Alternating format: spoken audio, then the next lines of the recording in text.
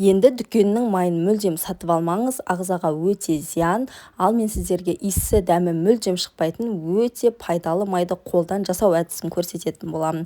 Алдымен бізге іш май қажет болады. Мендегі жылқының іш майы, оған сиырдың, қойдың кез келген майлары жарай береді. Дәл осы видеодағыдай 4 бұрышты етіп бөліктерге бөліп алдым. Оның үстінен 2 алманы осылайша кесіп қосамын, және де бір сәбізді бірнеше бөліктерге бөліп және 2 пиязды қосамын. Одан соң баяу отқа қойып, осы майымды тұшытып аламын. Арасында біздің майымыздың асты жабысып қалмас үшін әрбір 5 минут сайын жақсылап араластырып қозғап тұру қажет болады. Дәл осылай 30 минут баяу отта қайнатып алдым.